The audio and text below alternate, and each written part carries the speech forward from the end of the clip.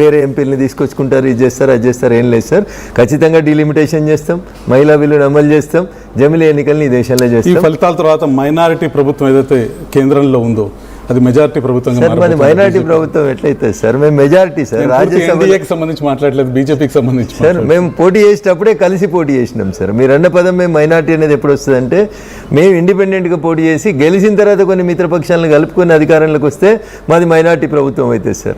మేము ఎన్నికల కంటే ముందు జట్టుగట్టి పోటీ చేసిన వాళ్ళం కాబట్టి sir, we are never in minority sir. మేము మెజారిటీతోటే ప్రభుత్వాన్ని ఏర్పాటు చేసినాం సార్, మిత్రధర్మాన్ని పాటిస్తాం. ఇంకొంత మెజారిటీ సాధించబోతున్నాం, 100% మా బలాన్ని పెంచుకుంటాం సార్. ఇప్పుడు పెరిగినటువంటి స్థానాల వల్ల మాకు రాజ్యసభలో రేపు వచ్చేటువంటి తృణమూల్ కాంగ్రెస్ రాష్ట్రాల నుంచి కానీ, తమిళనాడు లాంటి రాష్ట్రాల నుంచి కానీ ఇంకా మాకు రాజ్యసభ సభ్యులు పెరుగుతారు సార్. ఇప్పటికే సింగిల్ లార్జెస్ట్ పార్టీగా భారతీయ జనతా పార్టీ రాజ్యసభలో బాగా ఎదిగిపోయింది. ఇంకా భవిష్యత్తులో కూడా ఇంకా ఎదుగుతాం సార్. ఖచ్చితంగా ఈ దేశానికి నరేంద్ర మోడీ గారి నాయకత్వంలో జరుగుతున్నటువంటి మంచే పాజిటివ్ ఓటింగే మమ్మల్ని ముందుకు తీసుకుపోతామని తప్ప మేము ఎక్కడ కూడా ఎదిగినాక మేము ఒదుగున్నాం సార్. మిగిలిన వాళ్ళు ఎదిగిన తర్వాత ఎగిరెగిరి పడుతున్నారు సార్. ఎంగిలాకులు ఎక్కువ సపోర్ట్ చేస్తాయి అన్నట్టు గాల్లే కొట్టుకుపోతా ఉన్నారు సార్ వాళ్ళంతా. రఘునందన్ గారు, ప్రస్తుతం మీ ప్రత్యర్థి నేత అద్దంకి దయాకర్ ఉన్నారు, కాంగ్రెస్ పార్టీ నేత. దయాకర్ గారు, కంగ్రాచులేషన్స్, మీరు కేరళలో విజయం సాధిస్తున్నట్టు కనిపిస్తుంది. ఇంకొక రాష్ట్రాన్ని కాంగ్రెస్ కైవసం చేసుకోబోతుంది. ప్రస్తుతం ఫలితాలను మీరు ఏ విధంగా అర్థం చేసుకుంటున్నారు? బెంగాల్లో ఓటమి, తమిళనాడులో కొత్త శక్తి ఆవిర్భావం, మీరు ఏ విధంగా అర్థం చేసుకుంటున్నారు? రవిప్రకాష్ గారు, గుడ్ మార్నింగ్ మీకు, మిత్రుడు రఘునందన్ గారు. కొంచెం హ్యాష్గా ఉండొచ్చు కానీ భరించాల్సిందే. బెంగాల్తో, పశ్చిమ బెంగాల్తో మోదీ పతనం ఆరంభమైందని నేను అంటా. ఎందుకంటే తను గెలవడానికి సర్ను వాడుకొని 90 లక్షల ఓట్లు తీసేసి అన్వాంటెడ్గా మిడిల్ ఆఫ్ ది ఎలక్షన్ మహిళా బిల్లును తెచ్చి పాస్ అయిన బిల్లును దేంతో డీలిమిటేషన్తో లింక్ చేసి తన రాజకీయ స్వార్థం కోసం రాజకీయ వ్యవస్థల్ని అనొచ్చు, రాజ్యాంగ వ్యవస్థల్ని నిర్వీర్యం చేస్తున్న మోదీకి ఆరిపోయే ముందు దీపం వెలిగినట్టుగా మనం బెంగాల్ని చూడాల్సిన అవసరం వస్తుంది. ఎందుకంటే రఘునందన్ గారు మాట్లాడుతున్నారు, సౌత్కి సంబంధించిన ఎంపీ, మీకు ఎంపీలు వస్తారు, ఎమ్మెల్యేలు వస్తారు, ఎస్సీలకు పెరుగుతారు అంటే వీళ్ళు ఇంత అజ్ఞానంతో ఉన్నారు. ఎంపీల స్థాయి వ్యక్తులే, కిషన్ రెడ్డి లాంటి వాడు, లేకపోతే బండి సంజయ్ లాంటి వాడు కూడా మంత్రులై ఉండి కూడా సౌత్కు నష్టం జరగదనే ఈ ఏమంటారు పనికిరాని మాటలు మాట్లాడుతూ ఉండరు. అది డీలిమిటేషన్లో ఏం జరుగుతుంది, పోలరైజేషన్ ఏమైందని కనీసం స్టడీ చేస్తేనన్నా బెటర్ వాళ్ళ బీజేపీ దక్షిణాది నాయకులు. కాబట్టి మోదీ గెలుపు కొత్త ఏమి కాదు. రేపు మళ్ళీ ఉత్తరప్రదేశ్ గెలవడానికి కూడా నానా జిమ్మిక్కులు వేస్తాడు ఆయన. తను మోదీ వర్సెస్ దీదీగా ప్రచారం చేసుకోవడానికి కూడా వెనకడిగేయడు. కానీ ఎన్నికలు గెలవడమే.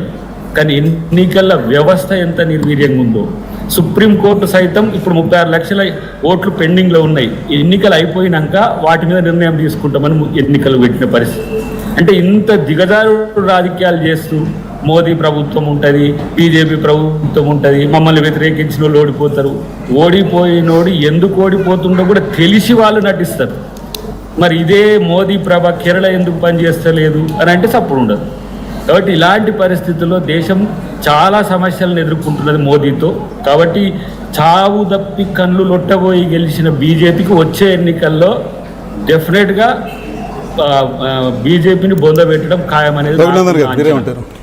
కాంగ్రెస్ పార్టీకి ఉన్నంత జ్ఞానం మాకు లేకపోవచ్చు, కానీ వాళ్ళ కాంగ్రెస్ పార్టీ నాయకుడు కేసీ వేణుగోపాల్ గారే పార్లమెంట్లో అడిగినారు, మీరు డీలిమిటేషన్ తర్వాత ఏ రాష్ట్రంలో ఎన్ని ఎంపీలు వస్తాయి, దక్షిణాదిలో ఎన్ని ఎంపీలు వస్తాయి అని అంటే అమిత్ షా గారు ఆన్ ద ఫ్లోర్లో గణాంకాలతో సహా చెప్పినారు.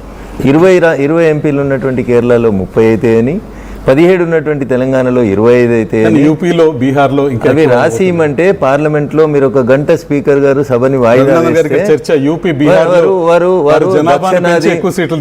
తప్పు సార్. అది రవిప్రకాష్ గారు 1971 జనాభా లెక్కల ప్రకారం 1976లో డీలిమిటేషన్ చేసి 543 సీట్లను ఫిక్స్ చేసిన పార్టీ గురించి మాట్లాడకుండా, వాళ్ళ గురించి మాట్లాడకుండా, ఆ రోజు ఉత్తరప్రదేశ్కి 80 ఇచ్చి ఆంధ్రప్రదేశ్కి 40 ఇచ్చిన కాంగ్రెస్ ఇలా ప్రతిపక్షంలోకి రాగానే శుద్ధులు చెప్తా ఉంటే మేము జనాభా ప్రాతిపదికన చేస్తలేం, అన్ని రాష్ట్రాలకి సమానంగా 50% చేస్తూ ఉన్నామంటే అది రాతపూర్వకంగా ఇస్తారా అని కేసీ వేణుగోపాల్ గారు పార్లమెంట్లో లేచి అడిగారు. అప్పుడు అమిత్ షా గారు చెప్పిన సమాధానం, మీరు గంట సేపు సభను వాయిదా చేయండి, ఒకవేళ ప్రతిపక్షం దానికే సిద్ధంగా ఉంటే అమెండ్మెంట్ తీసుకురావడానికి ప్రభుత్వం సిద్ధంగా ఉందని ఫ్లోర్లో చెప్పినాం. నో దానికి ఒప్పుకోమని దయాకర్ గారు మీరేమంటారు? మనోడు నేను చదువుకున్నది ఏమంటారు సోషల్ సైన్సెస్ లేకపోతే మ్యాథ్స్ నాకు నేను ఎప్పుడు అడగలేదు, కానీ పర్సెంటేజ్కి మధ్యన తేడా తెలిస్తే ఎంత గ్యాప్ వస్తుందో తెలుస్తుంది. చెప్పమనండి సార్, పర్సెంటేజ్కి మధ్యలో గ్యాప్ ఎంత? ఒక నిమిషం దయాకర్ ఒక నిమిషం. 80 ఉన్నోనికి 120-130 వచ్చుడేంది, 17 దయాకర్ ఒక నిమిషం. ఈ రోజు దక్షిణాది రాష్ట్రాల పర్సెంటేజ్ ఎంత పార్లమెంట్లో, రేపు 50% పెరిగిన తర్వాత వచ్చేటువంటి పర్సెంటేజ్ ఎంత, గణాంకాలతో సహా మేము అంత ఫ్లోర్లో చెప్పినాం కదా. దయాకర్ చెప్పను, ఇప్పుడు నేను రాసుకొని దయాకర్కి సమాధానం చెప్తాను. నేను ఒకసారి నేను చెప్పినాక మీరు రఘునందన్ గారు 20%కి డిక్లైన్ అవుతున్నది సౌత్ది, కావాలంటే మీ బీజేపీ ఆఫీస్కి వచ్చి చెప్పమంటే చెప్తాం. ఎందుకు బీజేపీ ఆఫీస్కి ఎందుకు? ఇప్పుడు లైవ్ లో చెప్పరాదు, జనం అంత తింటారు. నేను నీకు సమాధానం చెప్తాను కదా దయాకర్. మీరు టీవీలలో మాట్లాడితే ఇప్పుడు చెప్పు అంటున్నా, టీవీలో చెప్పు అంటున్నా కదా దయాకర్. ఇప్పుడు చెప్పు దయాకర్, దేశ ప్రజలందరూ వింటారు కదా. నేను చెప్తా దయాకర్ చెప్పండి, నేను ఓపిక ఉంటా, చెప్పండి. 20% తగ్గడం అనేది పెరగడమా? చెప్పు దయాకర్, చెప్పు, నీ లెక్కేందో చెప్పు, నేను సమాధానం చెప్తా. 24% నుంచి 20కి తగ్గడం పెరగడమా?